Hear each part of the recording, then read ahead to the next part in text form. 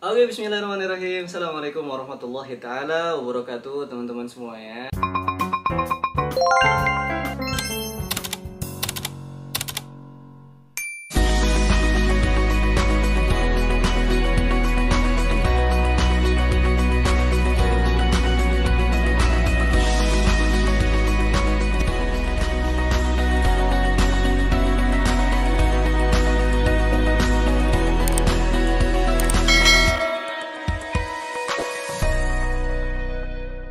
Alhamdulillahirrabbilalamin. Al-aqibatu lil muttaqin wa la udwana illa 'alal zalimin. Asyhadu an la ilaha illallah wahdahu la syarikalah wa asyhadu anna Muhammadan abduhu wa rasuluhu alladzi la nabiyya wa la rasula ba'da, amma ba'd.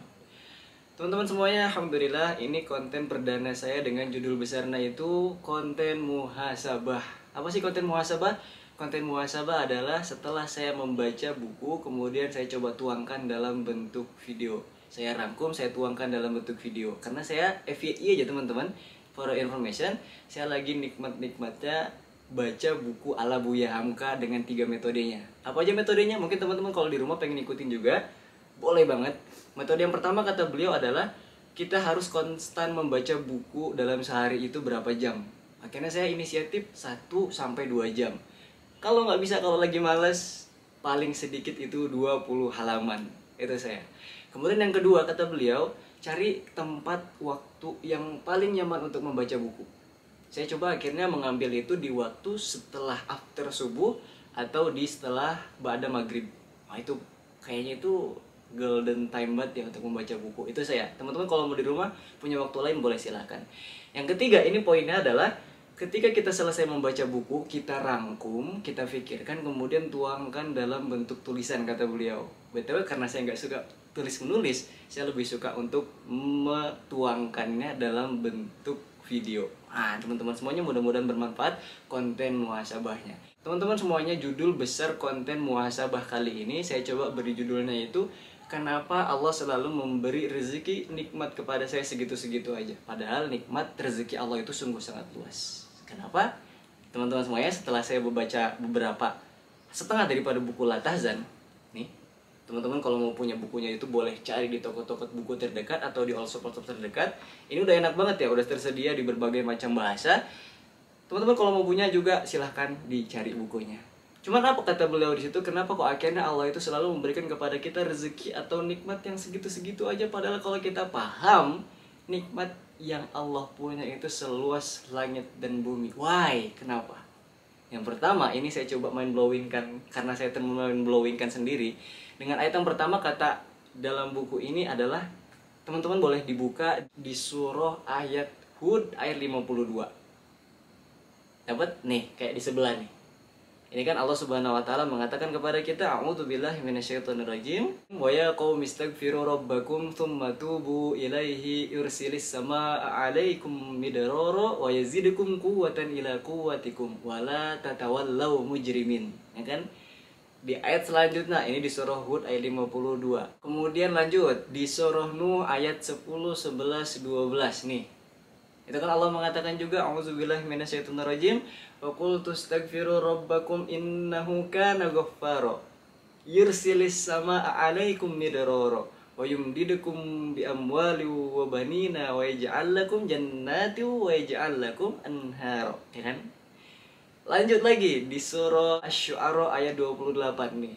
Allah mengatakan, a'udzubillahi minasyaitonirrajim, wa huwal ladzi yunazzilul ghaitsa mim ba'di ma qanatu wa yanshuru wa huwal waliyyul hamid. Kemudian poin terakhirnya ketika Allah selesai mengatakan di surah Ar-Ra'd ayat 17, Allah mengatakan apa di situ? Anzala minas sama'i ma'an fasalat awdiyatum biqadariha. Jadi artinya apa di sini teman-teman ketika Allah mengatakan keempat ayat tadi? Yang pertama, boleh kita buka kembali di surah Hud ayat 52. Ini kan ketika Nabi Hud alaihi salam mengatakan kepada kaumnya, apa?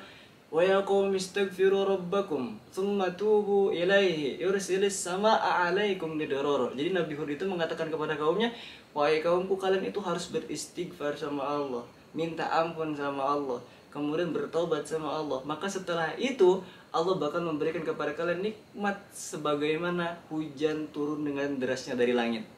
Bahkan Allah juga mengatakan di situ, wa yazidukum quwwatan ila quwwatikum, dan Allah bakal menambah kekuatan di atas kekuatan kalian.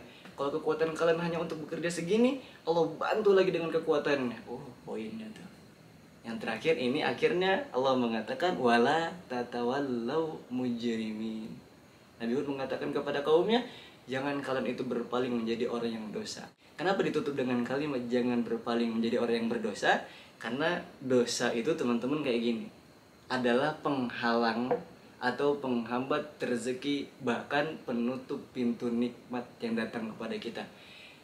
Katakan ini diri kita, kemudian ini adalah dosa yang kita perbuat. Maka bagaimana air yang berupa nikmat itu terjatuh masuk ke dalam diri kita, sedangkan diri kita itu ditutup dengan dosa? Nyambung nggak? Jadi diri kita itu, kalau Allah, sebenarnya Allah itu maha baik, Allah maha pengasih, Allah maha penyayang, Allah bisa aja itu memberikan nikmatnya kepada kita, tapi diri kita itu ditutupi dengan dosa. Bagaimana kemudian Allah menurunkan nikmat? Maka bagaimana cara kita mengusir atau mempindahkan daripada yang menutupi pintu nikmat ini kepada kita? Maka kata Nabi Hud alaihissalam, istighfar sama Allah, taubat sama Allah, minta ampun sama Allah. Ini pintu rezeki tadi bakal hilang. Gitu, itu poin pertama. Baru kemudian nikmat itu masuk ke dalam diri kita. Yang kedua, di ayat di surah Nuh ayat 10, 11, 12. Faqultu astaghfiru rabbakum innahu kana ghaffara, kata Nabi Nuh. Wahai kaumku, istighfar sama Allah, minta ampun sama Allah, bertobat sama Allah, sesungguhnya Dia itu Maha Pengampun. Setelah itu apa? Setelah kalian bertobat seperti itu, Allah bakal menjamin kepada kalian yursilis sama alaikum midrara. Allah bakal menurunkan kepada kalian itu nikmat sederas hujan yang turun dari langit.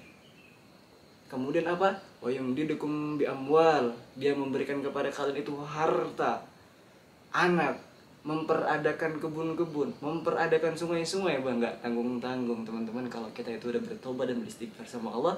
Selama yang penghalang rezeki kita, penutup pintu nikmat kita itu kita nggak adakan. Itu kata Nabi Nuh alaihissalam. Maka nanti timbul pertanyaan sama kita, kenapa kita itu sudah beristighfar, kita udah minta ampun sama Allah, kita udah beristighfar sama Allah, kita udah mengusir pintu dosa untuk menutup pintu rezeki yang menghalang diri kita, kenapa masih belum juga datang nikmat yang Allah berikan kepada kita? Kemudian poinnya tadi di surah Asy-Syu'ara ayat 28, Allah mengatakan wa huwallazi yunazzilul ghaitsa mim ba'di ma qanatu wa yansyuru. Kadang-kadang kita lupa bahwasanya pertolongan Allah itu, intan surullah yang surkum itu terjadinya di last minute, di last time. Kita paham kemudian Nabi Musa yang Allah tolong sudah di ujung tanduk, sudah di last time. Dan masih banyak kemudian orang-orang yang soleh Allah tolong sudah di last time-nya. Intinya apa? Kita yakin selama kita punya Allah, kita yakin selama kita masih beristighfar sama Allah, kita yakin selama kita masih minta ampun sama Allah, Allah bakal tolong meskipun itu sudah di last time-nya. Itu rumus yang kedua.